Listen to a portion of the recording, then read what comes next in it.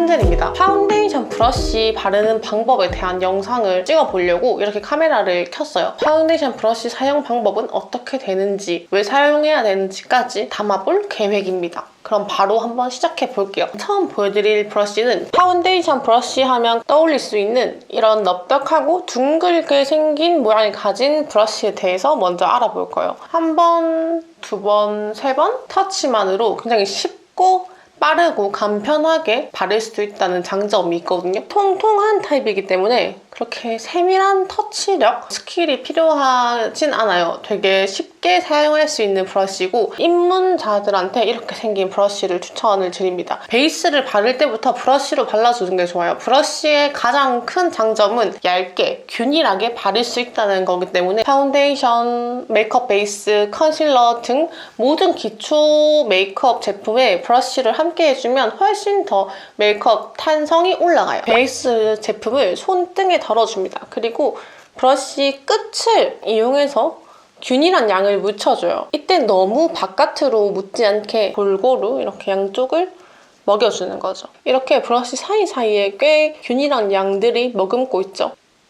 쓱쓱 쓱쓱 이렇게 해주면 끝나거든요. 되게 간편하다는 장점이 있어요. 여기도 이런 식으로 따로 진짜 퍼프가 필요 없이 되게 가볍게 이렇게 바를 수 있는 되게 간편한 브러쉬예요. 넓은 면으로 툭툭툭툭 눌러주는 거예요. 되게 베이직하게 가장 잘 활용할 수 있는 브러쉬의 형태라고 생각을 해요.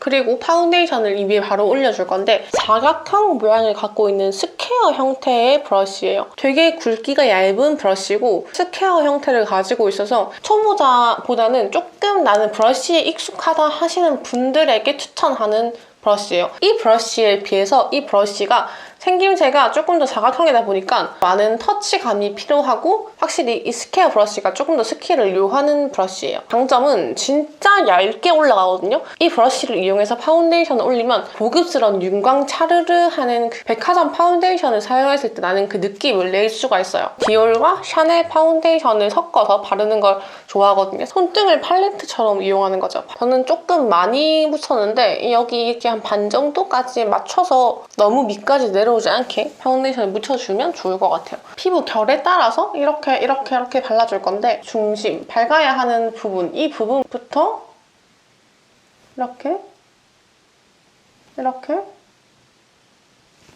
발라주는 거죠. 이렇게. 그럼 이렇게 스퀘어에 터치 자국이 남거든요.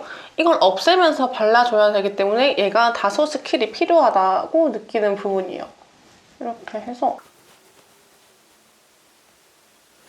물론 이렇게 이런 방법으로 없애줄 수도 있거든요.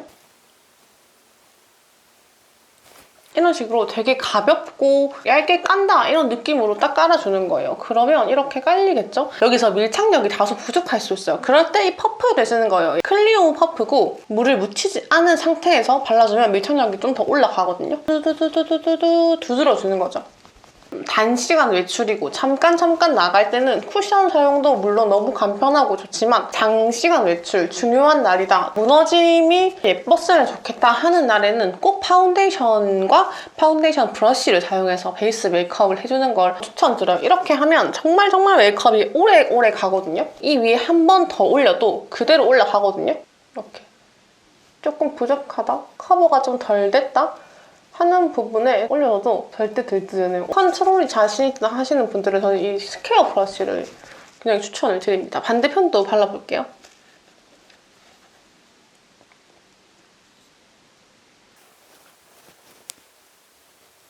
이 상태에서 또 퍼프를 이용해서 툭툭툭툭 두드려주는 거예요.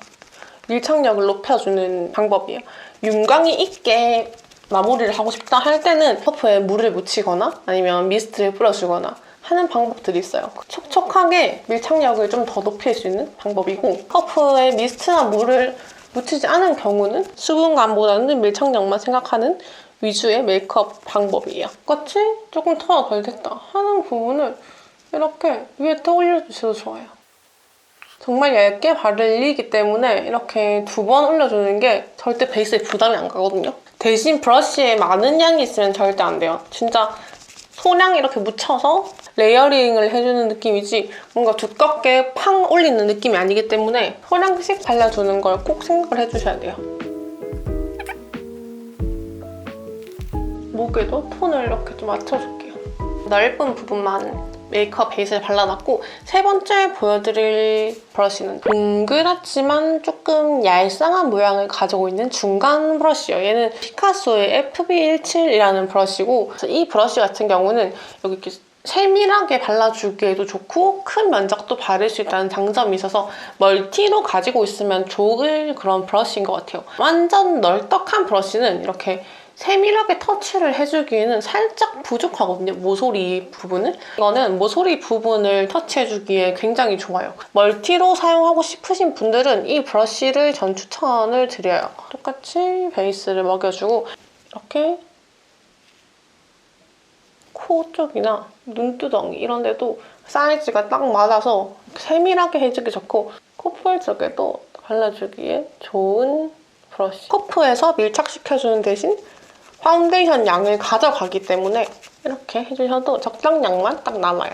많이 두드리면 많이 두드릴수록 밀착력이 훨씬 높아져요. 이렇게 파운데이션 브러쉬로 파운데이션을 정성스럽게 하는 것과 쿠션으로 팡팡 두드리는 것과는 장단점이 솔직히 너무 극명하게 차이가 나거든요. 지금도 보면 제 피부에서 윤광이 자연스럽게 도는 게 보이시나요? 이게 파운데이션으로 얇게 밀착했을 때 될 수 있는 피부 표현이에요. 제품의 효과로 피부를 윤광 내기보다는 정말 베이스가 내 피부에 얇게 탁 밀착돼서 자연스럽게 광이 도는 그런 느낌이거든요. 근데 쿠션으로는 이런 광이 솔직히 나기 힘들어요. 쿠션에서 도는 광은 정말 제품의 광이기 때문에 시간이 지나면 좀 벗겨지는 경향이 있거든요.